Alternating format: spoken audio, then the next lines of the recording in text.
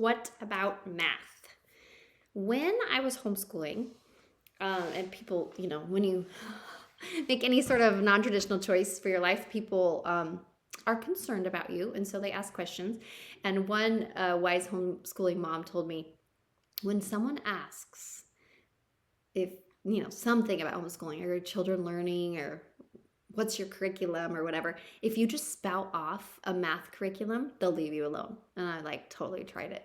And it's true. As long as the well-meaning neighbors thought your children were learning math, they were appeased and at peace, and they shrugged their shoulders about your life choices, but at least they weren't maybe going to turn you into child protective services. So this question of math is so fascinating. I grew up hating math, thinking I was bad at it. Mr. Rock, my wonderful middle school math teacher, he worried about me. I remember sitting with my dad, and my dad was trying to help me with math, and it was just so frustrating for both of us. Yeah, I still say sometimes I don't math. In fact, I've had parents freak out that I said it that way because my grammar was bad and because it sounds completely uneducated, and it is, frankly, but that's not what this is about. So math, hot topic, a hard thing for you as a parent to consider. How can my child learn math if there's not a teacher there teaching math? So the way we approach math at Acton, number one, the most important thing that math helps us develop is critical thinking and problem solving. It can be learned in many other ways, but math is a very good way to exercise those muscles because we have to take abstract concepts and turn them into something we understand. So the base philosophy starts in our 4 to 8 year old studio, that's Discovery Studio, where we actually take physical manipulatives, Montessori manipulatives that are very tactile, and we move from that to more abstract concepts.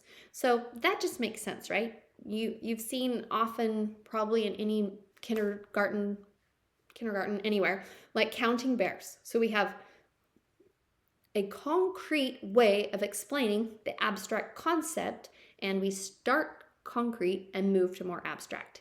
In our Discovery Studio, oftentimes before they leave their 8 years old, they are dividing, 4-digit dividing, basically in their heads. My own child, before he left Discovery Studio, was doing these complex division problems because he understood that one unit, or one, makes up 10, which makes up 10 tens, makes up 100, and that equals 1,000. He understood if he had 4 blocks of 1,000, he had 4,000 and some odd hundred. And anyways, it's amazing how when we push pause on our traditional math thinking and start with concrete, tactile ways of learning it, they can comprehend the abstract in a much more full way. Also to note, it wasn't until I got some Montessori, they're literally beads, that I understood the concept of cubing, because this chain of beads turns into a cube. And I was like, I get cubing. I have a distinct memory of sitting in my high school math class going, what? And then I saw the beads and I'm like, I am 40 years old and I understand cubing thanks to these cute, colorful beads. So that is one part of it. But all of math is to be a great problem solver and critical thinker. So that's how we approach it.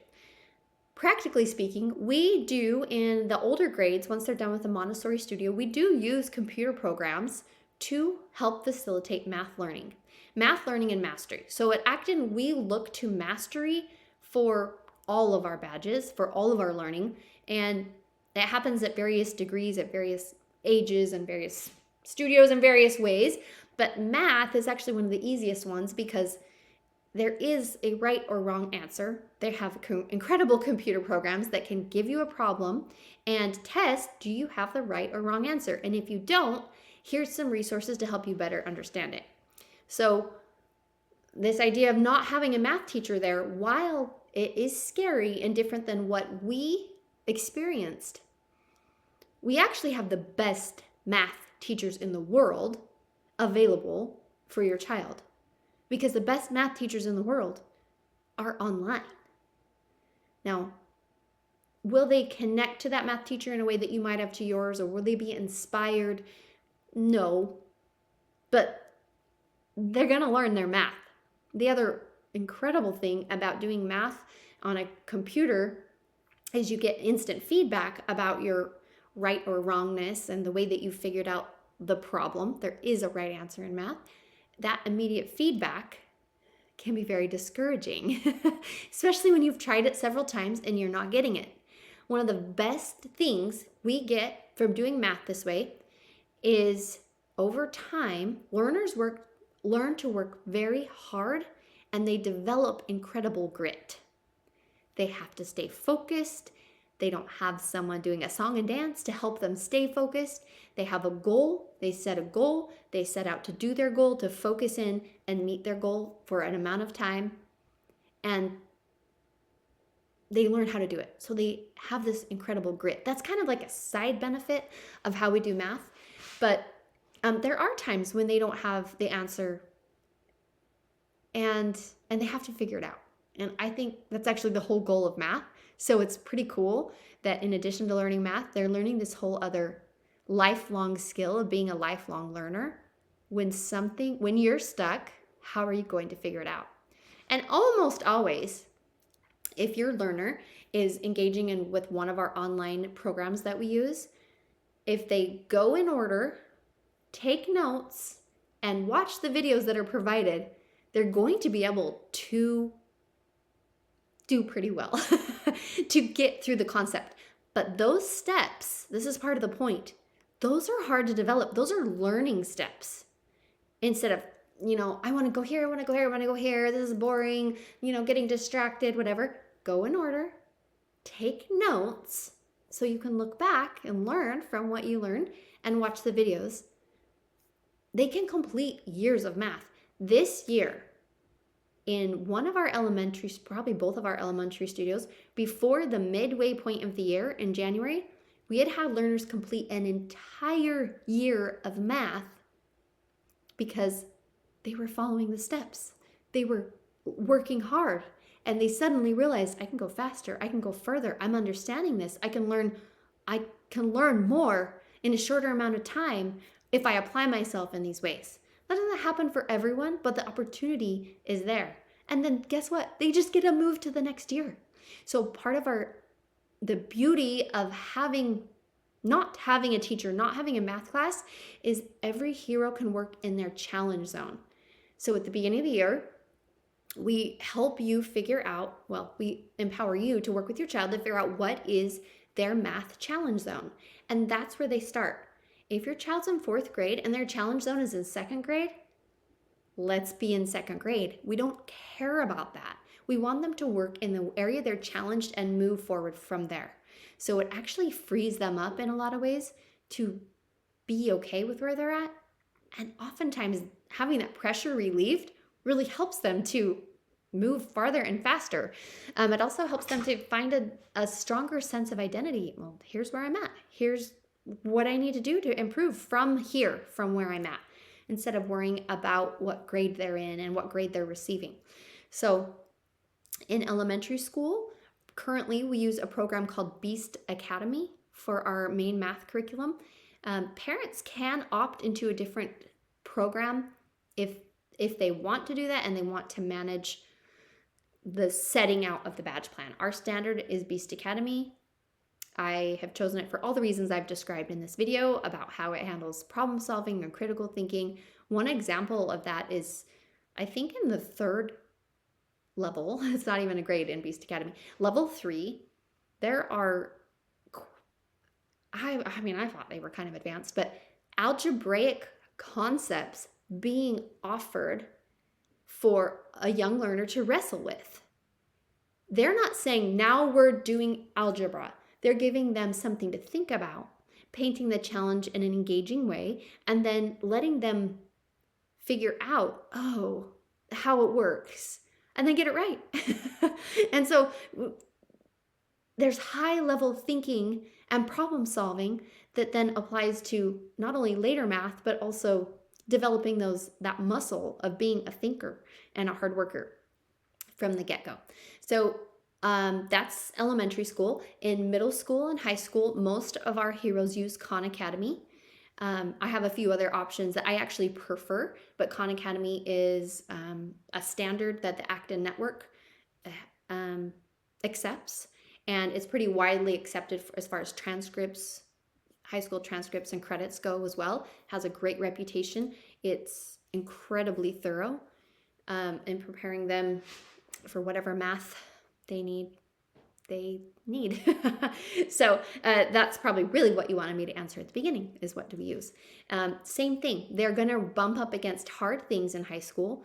Generally, someone's ahead of them, and one of their peers can help them solve the problem, and they do such a great job peer mentoring each other, especially through math. And then sometimes there won't be someone, and then that is an incredible opportunity for your learner to ask better questions, to dive in and figure out what they need, or to seek help elsewhere. There's no shame in asking questions. Oftentimes they just need to Google another video or another source, or watch the video again, or maybe 3 times or 4 times, and they're going to get it. We've seen people, once they decide they're going to learn math this way, begin to fly. So number 1, you can learn math. Number 2 is it takes hard work. Number 3, you just have to do it. Number 4, do it.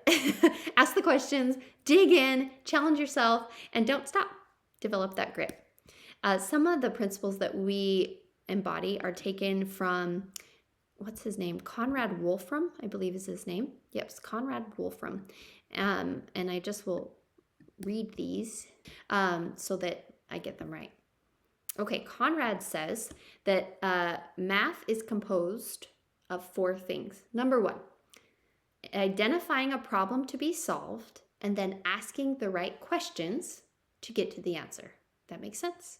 That is at the essence of math, and yet that has kind of been removed from the essence of most of our math experience and that of our children.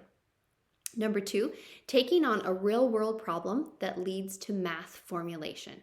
So seeing something in the real world that needs to be solved that then gets our brain like trying to solve the problem, which humans are programmed to do, to find a solution to a problem, that then begins to help us think mathematically. Now, that's again about the thinking mathematically, not even about solving the problem, but getting us thinking in formulas. Number 3, computation.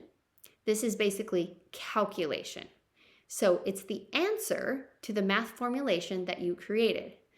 Most traditional math is focused on number 3 only, computation. And in case you haven't heard, sorry, that was kind of sarcastic. I have a computation device in my pocket. I don't actually need to know how to compute. And we waste hundreds of our children's hours learning how to compute, when that skill alone isn't math thinking. It isn't even math. It's just computing. We have computers in our pockets. So learning how to solve problems and asking the right questions, taking on a real world problem that gets us to understand what do we even put in here to get the problem solved, those are where the math thinking and the benefit of math is for our children. It's not in the computation. It was originally because they didn't have computers. They had to learn to compute, and that is so laborious. Thanks to all of those who paved the way for us to have a calculator in our pocket. But it doesn't serve our children very well to spend thousands of hours learning to compute when they really need to learn how to think. The 4th part is real-world verification. Does what you have come up with actually work? Does this solve the problem? It's not about does your math computation work. It's about does this real world problem that you went about to solve through math actually solve the problem? Isn't that refreshing? Isn't that just freeing to think about math, that it actually only exists to help us solve our human problems. And if we're unable to do that, that it's worthless to us, which is what our kids are always saying to us anyway. Um, that's pretty much all I want to say about that. Well, I have an article. I'll post it on my blog. Maybe I'll link it right here. A couple of different articles about math at Acton and my future vision for math at Acton that I created a long time ago. I'm a recovering math hater because I didn't see how it impacted me. I am more of a creative mind naturally, and this felt so squashing. But when you understand what math is and we free our children to see math as a way to solve problems, it's actually an incredibly creative and beautiful process and way to go about seeing the world. And not only that, it really develops the incredible brain and problem solving skills that we want our children to have as leaders, now and in the future, as parents, as business owners, as coworkers. If we could all think a little more mathy and less about math as calculation, I think we'd solve our problems a little better in the world. So that's a little zip it about how we learn math at Acton. Again, there's a lot on this topic, and I'll link some of the resources that I've shared with parents in the past. Reach out if you have questions. If you feel like, okay, I'm not so scared anymore, we could give this math thing a try. Even if your child is like, no, my child's going to be an engineer, okay. When do they need to do math like an engineer? It's not in second grade. So how do we help them love math? How do we help them see the joy of learning when we dig into something hard and find success? That is what math provides for our heroes. And if you want that for your child, if this sounds like something that could set your child free in some really cool, strange way, then reach out for a tour or sign up for a visit day for your child where they get to come and actually be in studio for a math power hour and see how the heroes take on their own learning by learning math in whatever way works for them. And they do it, and they can do it quite remarkably.